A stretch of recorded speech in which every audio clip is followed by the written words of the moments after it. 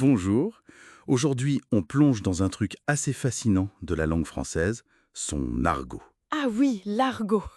On va essayer de voir un peu comment ces mots, ces expressions, comment ils naissent, comment ils vivent et puis parfois comment ils disparaissent. C'est ça. On a quelques documents qui brassent plusieurs époques. L'idée, c'est de comprendre comment la langue parlée, elle bouge avec son temps, quoi. Tout à fait.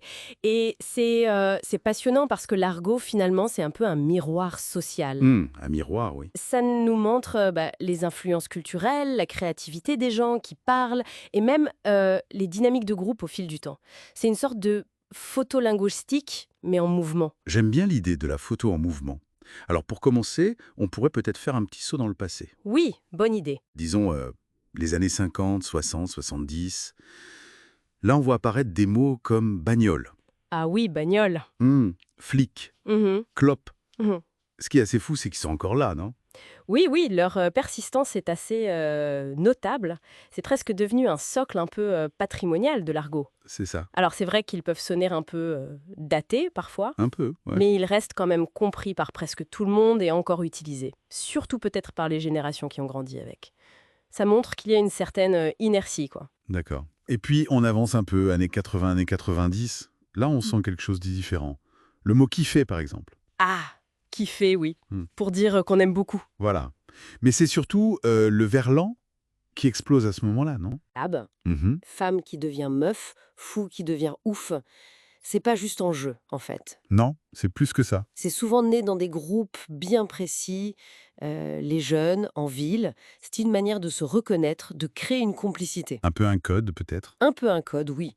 Et c'est un moteur de création de mots qui est hyper puissant. Et visiblement, un moteur qui tourne encore.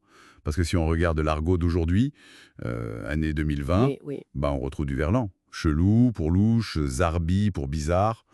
Le système fonctionne toujours. Absolument. Il coexiste d'ailleurs avec d'autres choses. Par exemple, les emprunts, Ah oui, comme quoi. D'un wesh, par exemple, qui vient de l'arabe maghrébin qu'on entend beaucoup pour dire salut ou pour interpeller. d'accord. Ou alors, autre chose, les acronymes, comme BG. BG, ouais, beau gosse. Exactement, beau gosse. L'argot, il pioche un peu partout, en fait. Et c'est vrai que ça s'intègre très naturellement dans une conversation entre potes. On avait un petit exemple. Oui, le dialogue. Voilà quelqu'un qui dirait «Wesh, ça va?» L'autre répondrait «Tranquille, j'ai vu un film ouf hier».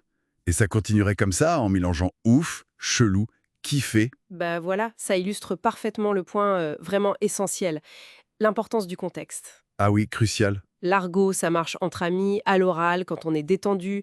Dire je suis crevé ou c'est dégueu, c'est tout à fait normal dans ce cadre-là. Complètement. Mais alors, à l'inverse, dans un cadre formel, Ah non, là, c'est à éviter absolument. personne va écrire «J'ai kiffé votre projet» dans une lettre de motivation, on est d'accord? Non, non, clairement pas. Il y a vraiment une frontière assez nette entre le registre familier, argotique, et puis le registre standard, voire soutenu. Et savoir naviguer entre les deux, c'est important. C'est même une compétence clé, en fait, Donc si on essaye de résumer un peu tout ça, l'argot, ça bouge tout le temps. constamment. Ça reflète des choses sociales, culturelles.